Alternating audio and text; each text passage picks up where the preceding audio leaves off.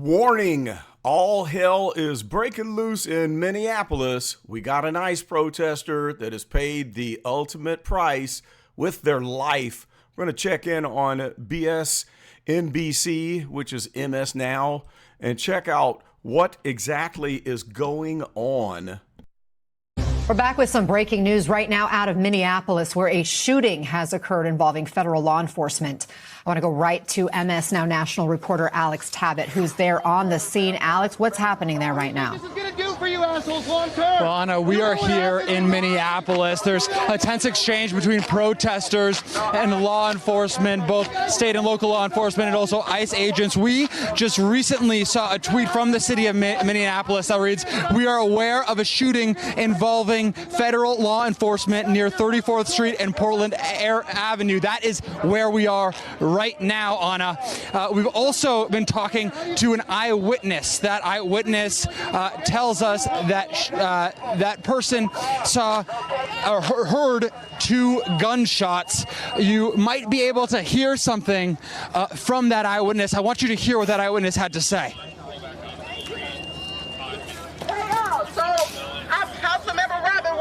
I just want to make sure you all have an update. Oh, sorry. I'm sorry.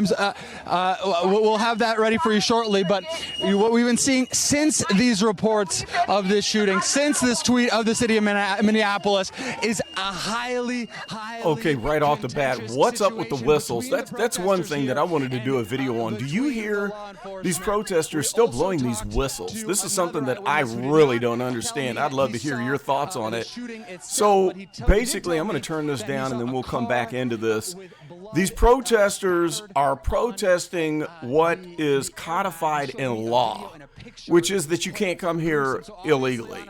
But these people think that they're saving folks from ICE, a federal agency, immigration enforcement, that they're breaking the law. But no one takes the time to read what the law is. I did a whole report, a whole video, you can go back and watch it, about open borders and how there is not one country in the world, there are no first world countries that have an open border. No one can come and go out of any first world country on planet Earth. And in the United States, somehow, we've just gotten this mass hysteria where people are under some kind of mass hypnosis, and they think that we should have an open border and that there's no humanity in refusing entry on the borders. And so then you got these folks blowing whistles and obstructing federal workers, federal officers that have been doing this job for how many decades now? How many decades? You know, since this country was founded and immigration law was codified in early 1900s, right? But then folks, rather than say talking to their representative, talking to Congress and saying, hey, we want to change the laws to an open border, which doesn't make any sense. No, they're going to get out here and blow whistles and ram a vehicle to the point of losing your life rather than discussing with Congress changing the law, which again, that wouldn't make any sense. But let's go back and listen in on some of this. Some of the fraud allegations involving members of the Somali community and many others in the Minnesota community at large. What can you tell us about that neighborhood specifically, and do you know anything about the population in that neighborhood? What I can tell you is that for about a month now, since President Trump called the Somali diaspora here in Minnesota garbage, tensions have been just ratcheting up every single week.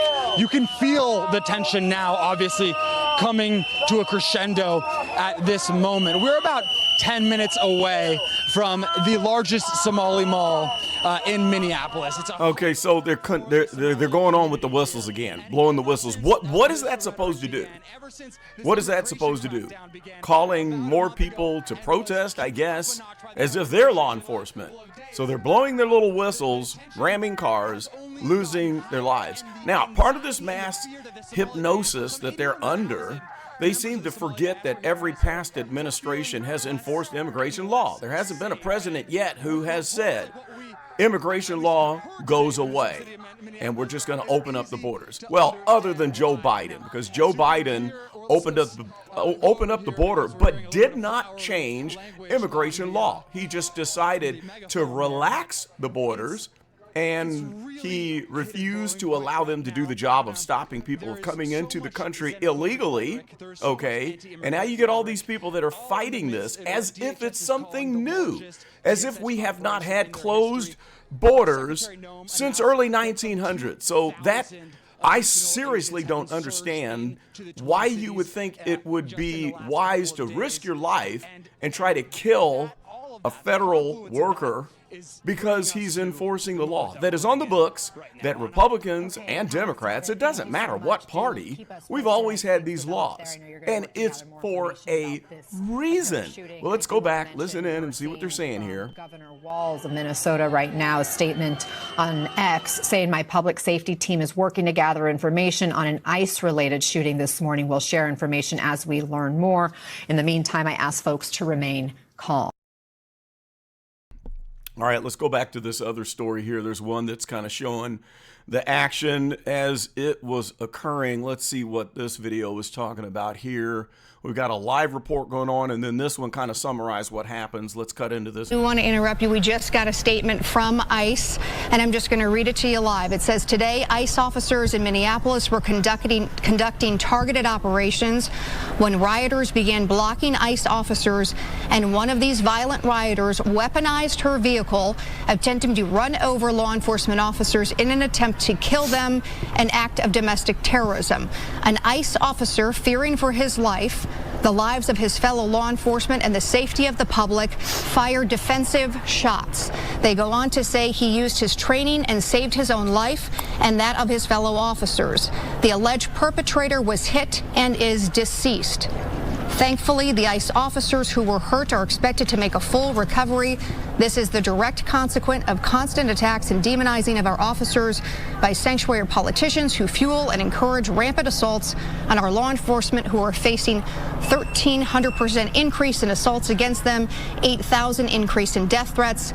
They go on to say this is an evolving situation. We will give the public more information as soon as it becomes available. So again, that statement. Okay, let's turn that down a little bit. We're going to flip back to another live feed and talk about a point that I seriously just don't understand. They're going to be supposedly putting out a video. They're talking about the person that was shot and lost their life. But the question that I have is this. Okay, so we've uncovered all of the fraud going on in Minnesota. It's into the billions. And that's small potatoes compared to what's going on in Ohio and also in California. But the interesting thing is this.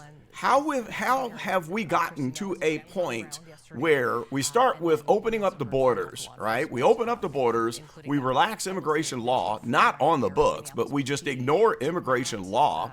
And then we get the situation where we're uncovering billions of dollars of fraud in Minnesota, concentrated within the Somalia community. And it's not just the Somalians, guys.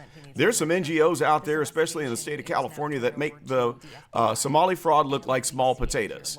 But then the liberal news media, the liberal-leaning news media,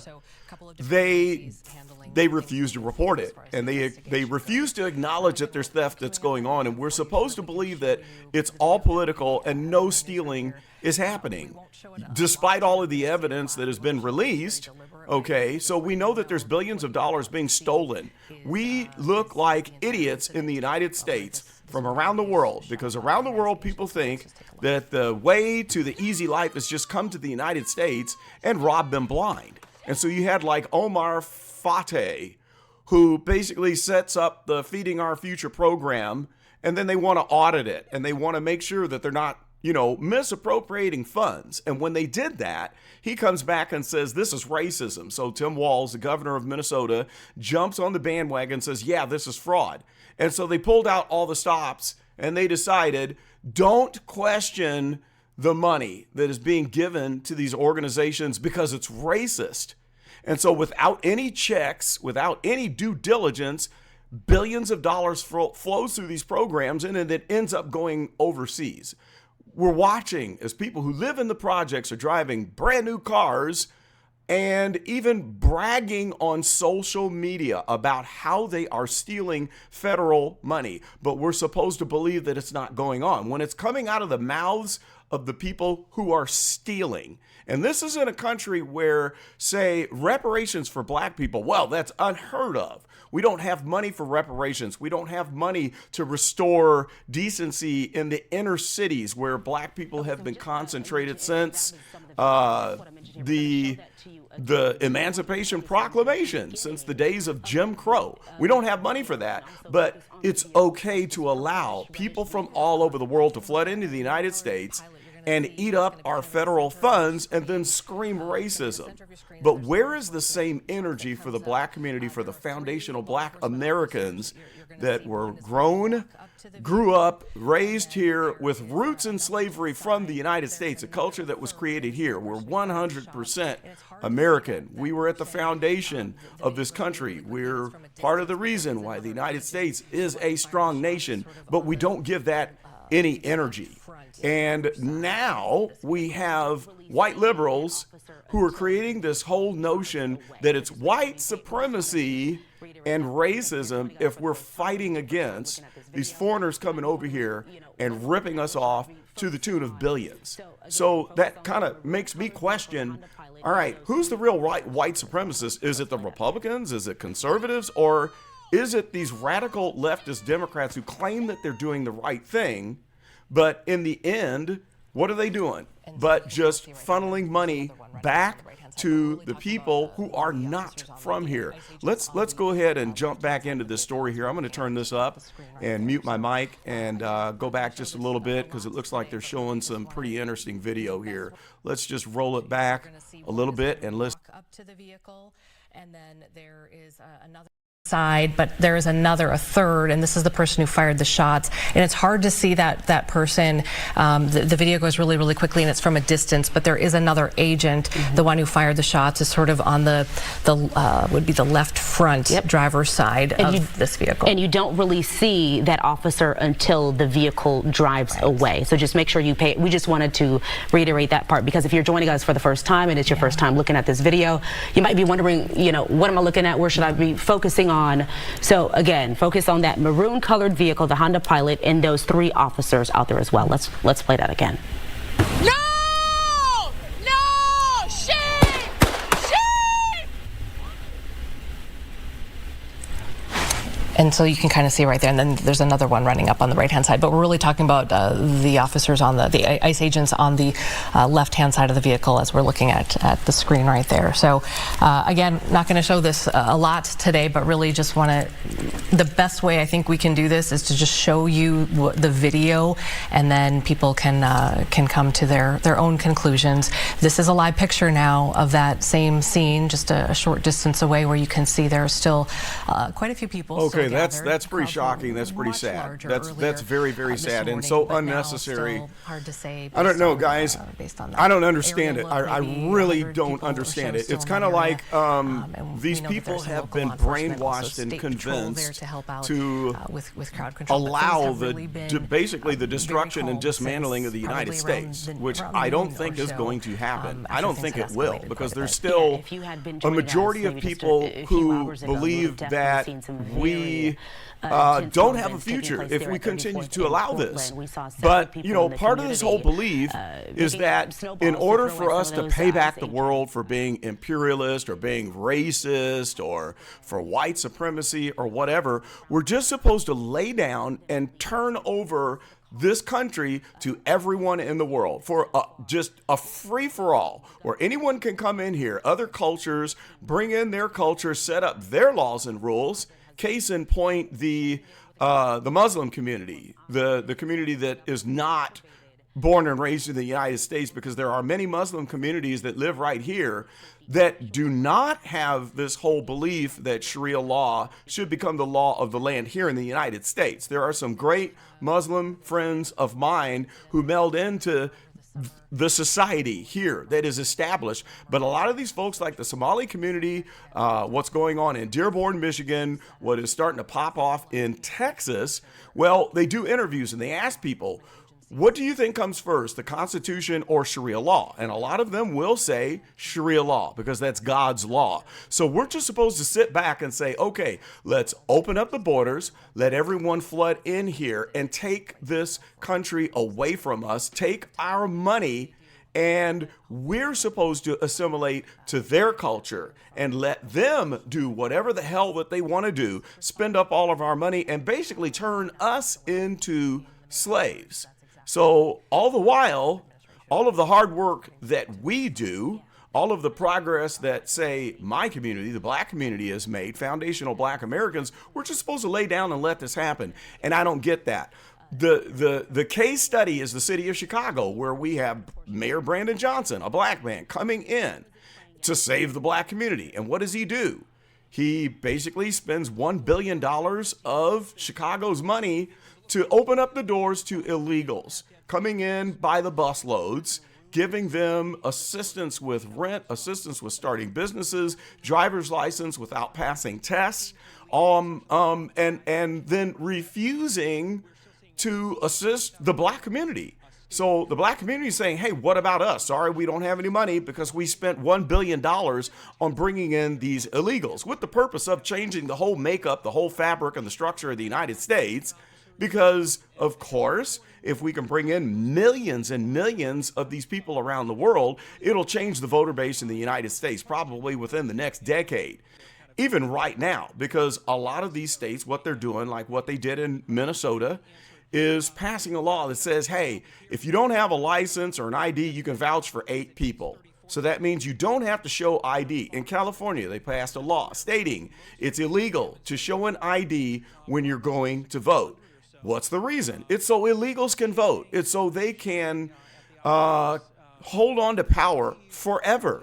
Because if you invite the world population to come in and say, hey, vote with this party, you know, we're bringing you in, so stick with us, then it would basically have the effect of completely destroying any shred of a chance of conservatives to ever be in power again. That's what's behind it. But anyway, so you've got the black community fighting against what Brandon Johnson is doing, which is raising the taxes in the black communities on the south side and the west side, where they can't even afford to pay their property taxes. They've risen 100%.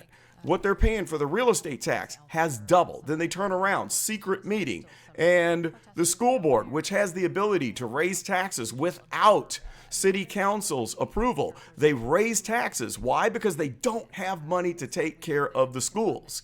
And then we have situations like this, mayhem, madness going around all over the country where people have been completely brainwashed and fallen under this psychosis that federal agents are bad, that open borders is what we want, that we should lay down our lives for people that come into this country illegally. I don't understand it. I'm going to stay on top of this, and I'll be reporting back. Maybe we'll kind of look at all of the different angles and make another video later on tonight or tomorrow. But I just wanted to react with this. And thanks to Caroline, shout out to Caroline of the Bottom Line Caroline channel for letting me know, because I didn't even know this happened. It just happened a couple of hours ago.